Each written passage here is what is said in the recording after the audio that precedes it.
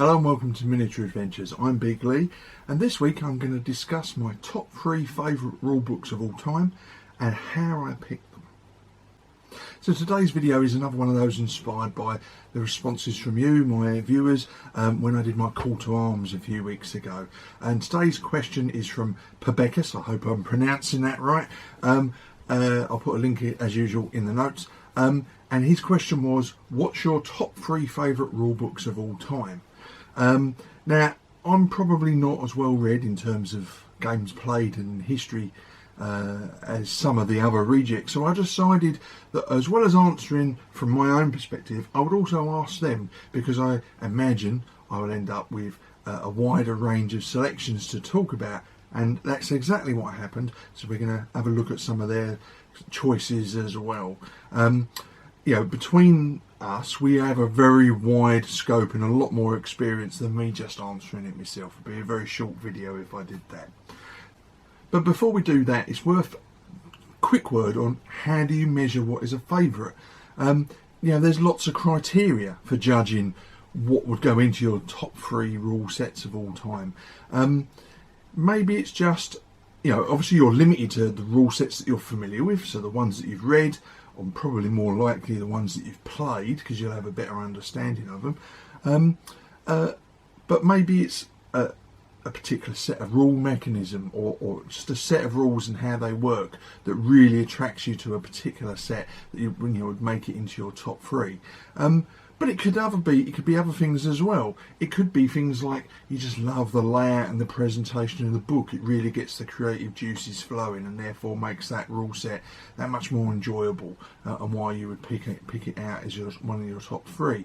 And, you know, and following on from that, you know, lots of artwork and history in a book will be attractive to some people. You know, not to all, but maybe that's a reason for picking a particular set of rules. Or maybe it's purely nostalgic reasons, you know, happy memories associated with a particular game that make you want to pick, you know, I want that set of rules. I've moved on, but I really think that they were some of my favourite rules of all time, for instance. You know, my criteria will not be the same as everyone else's. So as I said, I've talked to the rejects and got some of their lists, and lo and behold, we've all ended up picking something different.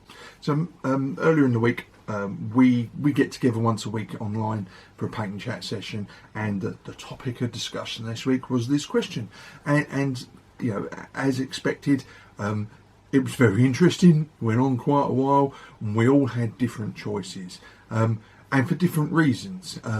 So in no particular order, here are the rule sets that were mentioned. So I'm going to start off with Richard's choices. Again, I stress, in no particular order, he was very clear about this. So the first choice that I'm going to mention is They Died for Glory, Franco-Prussian War set of rules, chosen for the period as much as anything else, but also he said, you know, excellent mechanics. In fact, he used the phrase, these are a cracking set of rules, and you can't ask more from a set of rules. You know, they have something like that, you really enjoy playing them, and he did say, you know, he's played these rules over off and on for many years, and they've never let him down. So very good there. The other set that he picked was Koenig Krieg, first edition. He said the actual phrase he used was they're but ugly to look at. You know, there's no colour, the reproduction of the poor paper, bear in mind these were printed probably in the 80s, I think they were. You know, the reproduction quality is pretty poor, but nonetheless they are a good set of rules, a good alternative to Age of Reason for this particular period.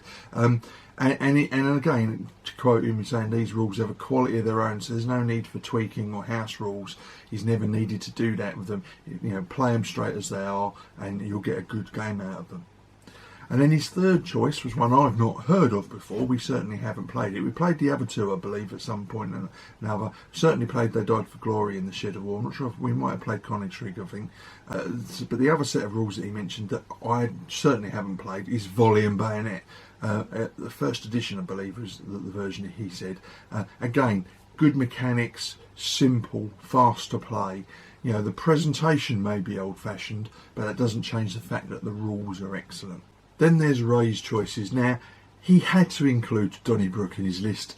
Anyone that knows him and knows his entries into the Analog Painting Challenge or follows his blog will know that Donnybrook had to be on his list. And to quote him, they're a simple but effective set of rules.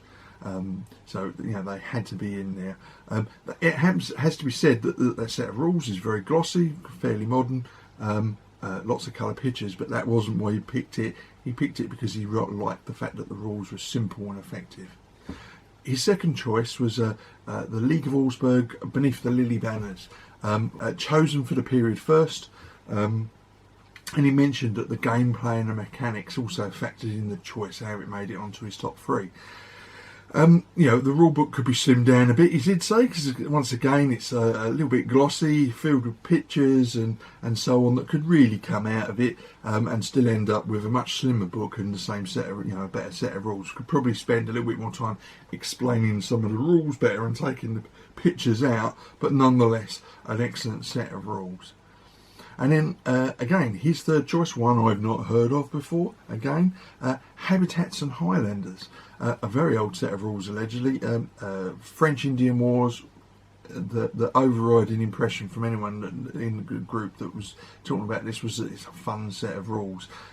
Nothing flashy, they just work really well. And Ray particularly liked the mechanics of using a percentage score that you had to roll with 2d10 for hitting and so on. Something a bit completely unique, something different from other games that we've played. Maybe a little bit old-fashioned for modern audiences, but he liked that and it worked well for him. And now we finally get to my choices. So my top three, again in no particular order here, Warhammer Fantasy Battle. Now the reason this made it onto my list is because it was my first ever war game, my start of my journey from role-playing games to wargaming. Looking at them now, they look overcomplicated. I wouldn't play them nowadays, but I have a strong nostalgic link to this set of rules. Excellent memories. My old group of friends from school, we played this set of rules for years. We had armies, we had massive armies that we'd all painted. Well, some of us painted our armies, but nonetheless we all had some excellent armies down on the table. In fact, it wasn't a table, we were crawling around on the floor back then. We couldn't afford to have a table, so my knees hurt just thinking about it. But you know what, we had some cracking games and some really good memories, particularly a story relating to a trip down to see my mate when he lived in Brighton to play a series of games, and the floor tiles which we were using as our games mat, if you like, were so heavy that my car at the time was down on its axles at the back, and then lugging it up a flight of stairs to get to his flat so we could play this game. Brilliant memories. Like I say, a fairly old set of rules. I've still got my copy here, looking a bit battered, but that's why it's made it into my top three, purely nostalgic reasons. Then my second choice, To the Strongest, had to be. I've played it a lot. I've featured it in some battle reports. Played it with the Rejects on several occasions. A very simple but very strong set of rules. And for that reason alone, it should make it onto the list. But I think the one of the other reasons it's made it onto my list is because they are so excellently supported by Simon Miller through his Big Red Bat website. Free army lists, constantly being updated. Doesn't sit on his laurels. Even though he's been working on other projects like for King and Parliament, he's still bringing out updates for his To the Strongest. In fact, there's probably enough updates to make a second edition. Maybe one day we'll get around to that, Simon? But no, brilliant set of rules and worthy of a place in my top three.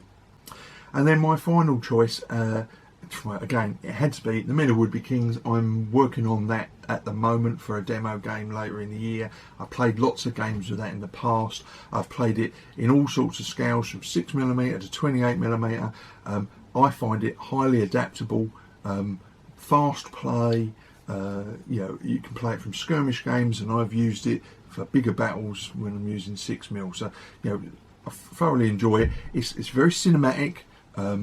but there's an emphasis on fun in the rules, both in the way that the rule book is written, but also the whole ethos of the game is about fun and fast play, and I really like that. And you can do silly fantasy historical games, Hollywood-based games, right through to proper serious historical reenactments with this set of rules. So worthy of my third place, or in my top three. Like I say, in no particular order, these ones. So what about you? What are your top three, and why?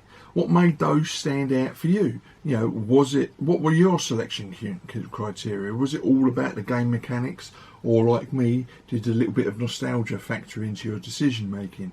Or is it just that you've got a set of rules that you like to play and play regularly and are very well supported? I'd love to hear from you as usual in the comments below, or rather on my blog, Bickley's Miniature Adventures.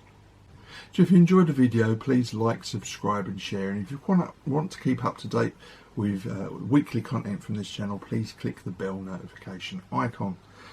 So until next week, stay safe, keep gaming, and of course keep rolling high.